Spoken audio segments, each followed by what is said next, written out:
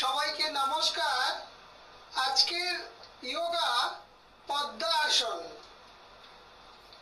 সেই নিয়ম একই রকম রয়েছে যে সকালে ঘুম থেকে তাড়াতাড়ি উঠতে হবে। ওঠার পরে আপনি খালি পেটে 1 বা 2 গ্লাস জল খাবেন, তারপর হালকা কিছু পোশাক পরবেন, তারপর 4 নম্বরে আপনি জানালা দরজা একটু খুলে দেবেন, কারণ যোগা করার সময় একটু মুক্ত হওয়াটা খুব দরকার হয়। ঠিক আছে? 5 নম্বর, নিয়মিত কিন্তু আপনাকে যোগা করতে হবে। একদিন করলেন, দুদিন করবেন না এরকম নয়, প্রত্যেক দিন সকালে আপনাকে নিয়ম মাফিক যোগা বা এক্সারসাইজ করতে হবে। আর 6 নম্বরে হচ্ছে যে সবসময় মনোযোগ সহকারে করতে হবে। আপনার ধ্যানটা, যখন আপনি যোগা করবেন, আপনার ধ্যানটা কিন্তু এখানেই থাকবে, অন্য কোথাও নয়। ঠিক আছে? এই যে একটুখানি সময় 10 বা 15 মিনিট আপনি যোগা নিজের জন্য করবেন, এটা সম্পূর্ণ নিজের জন্য, নিজের শরীর স্বাস্থ্য ভালো রাখার জন্য, নিজেকে ভালো রাখার জন্য।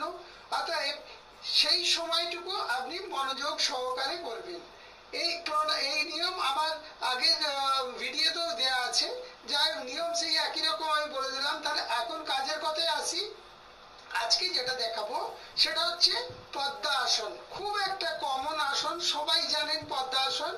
এবার পদ্মাসনটা কিভাবে করতে হয় আমি করে দেখাচ্ছি। দেখুন, প্রথমে আমি মাটির উপরে সোজা হয়ে বসে পড়লাম। দেখুন, মেরুদণ্ড সোজা আছে, শ্বাস প্রশ্বাস একদম নর্মাল আছে এবং দুটো পা একদম প্রসারিত রয়েছে।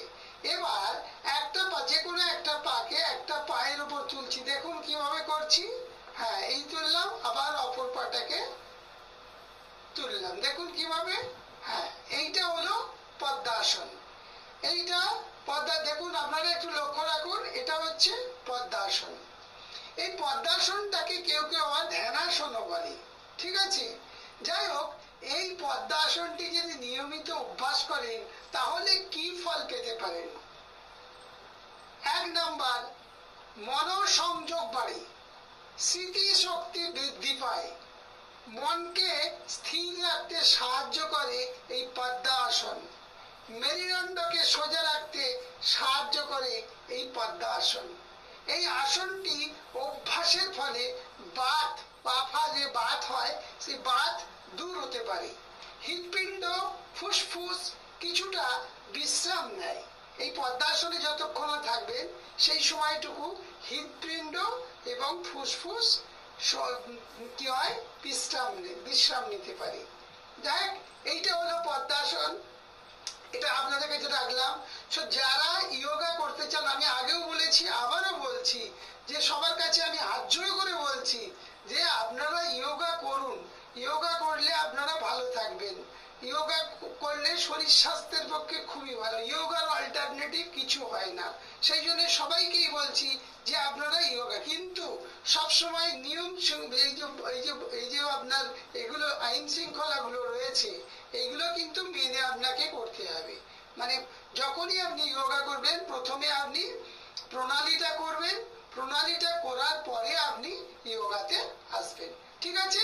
আজকে এইটুকুই। আরেকটা হলো যে যদি পারেন আপনি আপনার বন্ধু বান্ধব, ফেসবুক, হোয়াটসঅ্যাপ, ইনস্টাগ্রাম, যেখানে পারবেন আপনার বন্ধু বান্ধবদের শেয়ার করবেন। যদি কারো কাজে লাগে তাহলে আমিও খুব আনন্দিত হব। সবাই ভালো থাকবেন। আমার নমস্কার নেবেন। আদিত্য পাত্র, কলকাতা।